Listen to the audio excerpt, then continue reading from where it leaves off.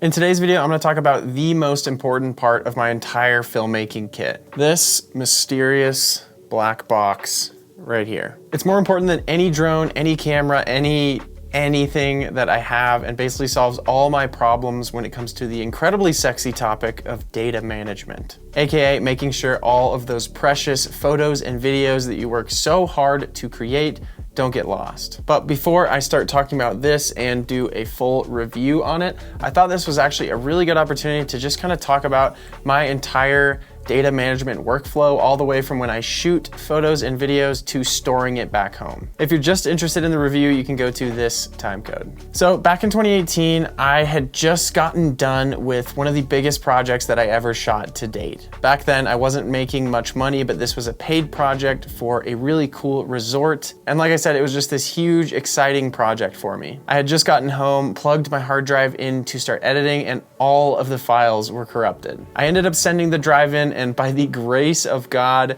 they actually were able to recover them all, but it cost me $600.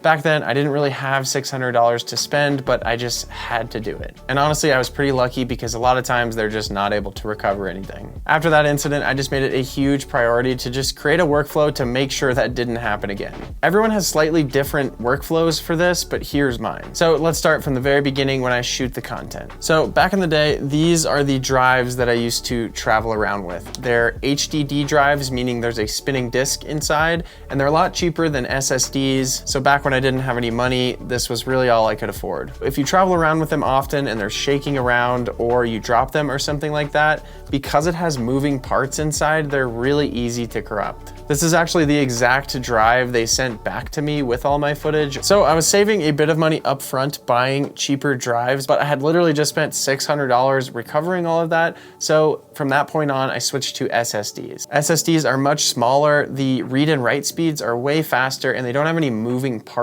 inside of them, so they're a lot more durable. Throughout the years, I've used SanDisk SSDs, which I actually started corrupting and I had all these problems with, so I switched to Samsung T7s. But several of my friends have started having issues with them, so nowadays I use the Glyph Atom EV portable SSDs. They're insanely fast, insanely reliable, and I never travel anywhere without them. So when I'm traveling, I travel with 2 of these drives, and then as soon as I get my photos and videos, I dump all of those to one of the SSDs, and then in an ideal scenario, I would immediately back that one up to the second one, but realistically, it's like every few days or once a week, just so I have all that data in 2 places. And that's basically the whole goal here, is just redundancy. So if one thing breaks, you're gonna be fine. So once that's all backed up, I delete all the footage off my SD card so I can keep using them. So once I get home, I take the footage from those drives and dump them onto my RAID master drive. If you're not familiar with what RAID is, it stands for Redundant Array of Independent Disks. So it's basically one enclosure that has multiple hard drives inside of it. And there's a few different ways to set it up, and I'm gonna show you how I do mine. And genuinely, my RAID setup is the most important thing that I have. I'm not just using that as clickbait.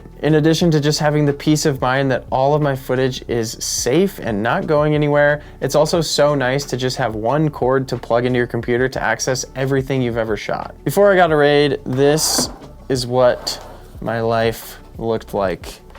So many hard drives, and it was so confusing to find footage if I needed to. It was also expensive because I had to constantly be buying new drives, because when I'd fill one up, I'd just throw it in a drawer. And it's also not very safe. These drives, if they sit around for a really long time, they can corrupt. So upgrading to a RAID was a huge improvement. Okay, so let's get into the details of the RAID. This is the Blackbox Pro RAID setup from Glyph. The version that I have has 2 22 terabyte drives, so a total of 44 terabytes for the whole thing. And actually I have 2 of these drives, and you can daisy chain them together. So again, I can just plug one cord into my computer and access all of it. Now Glyph did send me these drives, but didn't pay me or give me any restrictions on what I can or can't talk about. So I'm gonna be listing the pros for these drives as well as the cons. Let's start off with some specs as well as talk about the build quality. As soon as you get this thing out of the box, it just feels really sturdy and high quality. It does come with keys so you can lock it, as well as a USB cable and a power adapter. It also has these rubber guards all the way around, which I feel a lot more confident about if there is some sort of an accident, like it falls or gets bumped into. And if you do want to travel with this drive, it's just an extra layer of protection. It has 2 bays for enterprise grade 7200 RPM HDD drives, which allows you to have anywhere from 8 terabytes all the way up to 48 terabytes of storage. It comes from the factory set up at RAID 0 and formatted for Mac. So for me, I just plugged it in and everything was all set up. As far as speed goes, if you have it set to RAID 0, you can get 550 megabytes per second, which is more than enough for large file transfers or if you even want to edit directly off of this thing. And there's actually 4 different versions of this product. There is ones with Thunderbolt 3, ones with classic USB-C, and then you can get either one of those versions with or without card readers. I went with the Thunderbolt 3 option instead of the USB-C option so I can daisy chain them together. And then I'm always going to be using these with my computer, so I didn't need the card readers. On the back, it has a display port, 2 Thunderbolt 3 ports, the power port, and then physical switches to select your RAID mode. This is actually one of my favorite parts about this RAID because when I got my first RAID setup, which was an OWC Thunderbay 4, it's a software RAID, and when I was first setting it up, it just felt so complicated. Sometimes the software was really slow, whereas with this, you can literally just move physical switches, reset it by holding the set button for 4 seconds, and you're good to go. If you're not sure what I'm talking about when I'm talking about the different RAID setups, let me explain. So RAID 0 allows you to use the entire storage space. So in my case, I can use all 44 terabytes,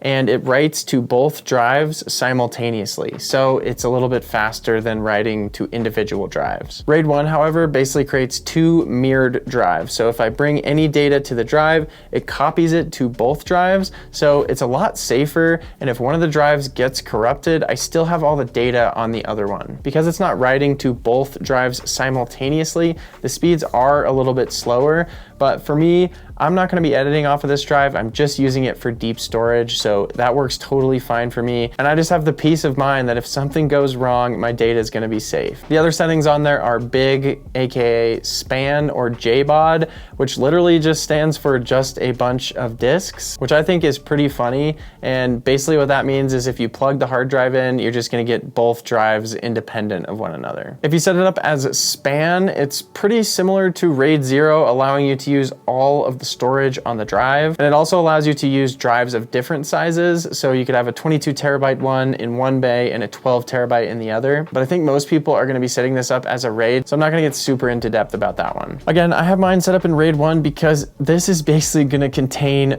my life. So I just want the peace of mind that everything is backed up twice. But if you're someone who's shooting or editing like a big documentary or something, you can just have this set to RAID 0 and you don't get the redundancy, but the speeds are a lot better, and you definitely can edit with 550 megabits per second. The footprint of these drives is actually quite small comparing it to other RAID setups. So if you need a really big hard drive to travel with, this is also a really great option. Another huge benefit to these drives over anything else is that they're insanely quiet. It's pretty much not noticeable how quiet these are, whereas the Thunderbay that I have, I mean, you're using these things as you're editing right next to your desk, so it's pretty distracting if there's a loud fan going on. It also comes with a 3-year hardware warranty, 2-year data recovery, and 1-year advanced replacement. And one of the things that really stands out about Glyph is that they are a relatively small US-based company that only specializes in storage. All the other companies out there are these massive corporations, and I've heard absolute horror stories of people who have these massive 200 terabyte drive setups,